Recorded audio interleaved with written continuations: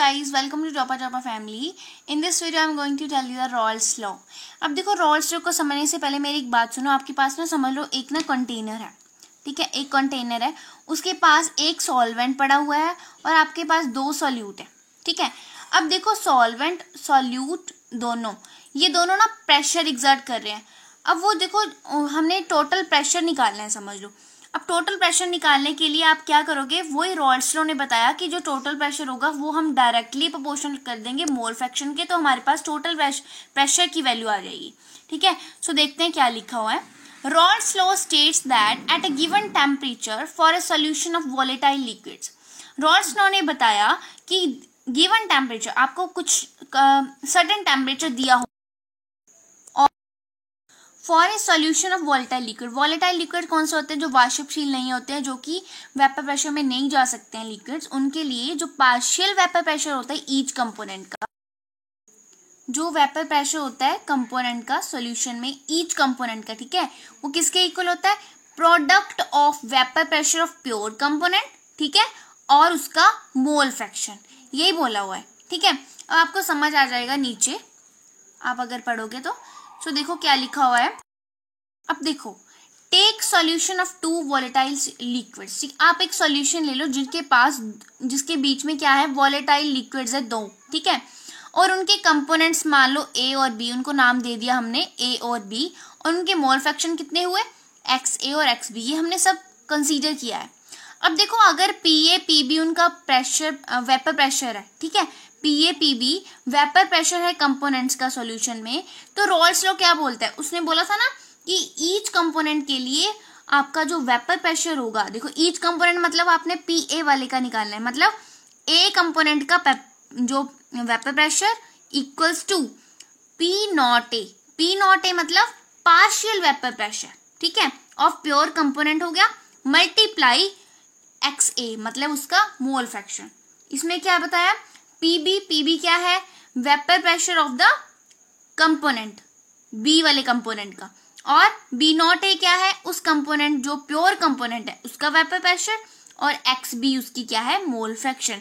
तो ये क्या है, रॉल्स लॉ, ठीक है. आपको ये नीचे लिखा गया है कि where P not A is vapour pressure of pure component A and P not B is the vapour pressure of pure component B. अब ये तो था रॉल्स लॉ के बारे में. अब आपने ना +1 में पढ़ा हुआ है Dalton's law of partial pressure. ये क्या बोलता है कि जो पार्शियल वेपर प्रेशर्स होते हैं ना, उनका प्लस अगर हम कर दें तो हमारे पास टोटल प्रेशर आ जाता है.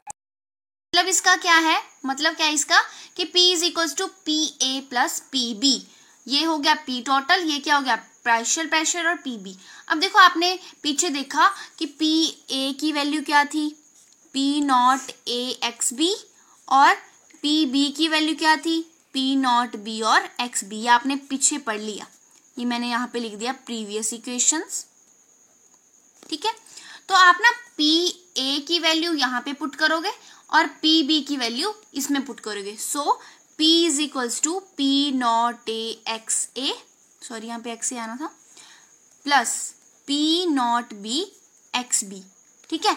आपने यहाँ इस इक्वेशंस में पी ए पी बी की वैल्यू इस तरह से पुट कर दी, ठीक है. अब आपको पता है कि एक्स ए प्लस एक्स बी हमने पढ़ा ना मोल फ्रैक्शन जब करते थे, तो इनका जो मोल फ्रैक्शंस का जो एड अप होता है वो किसके, यूनिटी के इक्वल होता है, 1 के इक्वल होता है, ठीक है. तो अगर हम आप ले लेना यहाँ से, अब आप एक्स ए की वैल्यू निकालो 1 माइनस एक्स बी, और ठीक है एक्स ए की निकालो, ठीक है, एक्स ए की निकाल ली, यहाँ से 1 माइनस एक्स बी निकाल ली, और एक्स ए की वैल्यू इतनी आ गई, इसमें पुट कर दो, ठीक है. तो मैं क्या किया, P is equals to P not A 1 minus x B plus P not B x B, इतना आ गया. अब आप इसको अंदर मल्टीप्लाई कर लो, P not A minus P not A x B plus P not B x B, इतना हो गया. अब आप क्या करोगे, P इज इक्वल्स टू, अभी ना आप इन दोनों में से एक्स बी ले लो कॉमन, इन दोनों में से आप एक्स बी कॉमन ले लो. जब आपने एक्स बी कॉमन लेना है तो आपके पास पी नॉट बी हम इधर लिख लेंगे, माइनस पी नॉट ए इधर आ जाएगा, और पी नॉट ए ये वाला एज इट इज आ जाएगा. समझ आ रहा होगा आपको, मैथमेटिशियन है सिंपल, ठीक है. आपकी इक्वेशन आ गई है P is equal to P not A plus P not B minus P not A x B. अब देखो इससे आपने कंक्लूजन क्या निकाली, कंक्लूजन मैं आपको नीचे बताती हूँ। Total vapour pressure over the solution can be related to mole fraction of any one of the component. जो टोटल वेपर प्रेशर आया है उसको हम रिलेट कर सकते हैं दोनों कंपोनेंट में से किसी एक की मोल फ्रैक्शन के साथ, या एक्स बी या एक्स ए, ठीक है, उनके साथ हम कंपेयर कर सकते हैं, ठीक है, जैसे मैंने आपको ये वाली इक्वेशन में सारी ड्राइव करके बताई थी। So this was all about Raoult's law. If you really like this video, please subscribe to my channel and share with your friends. Thank you.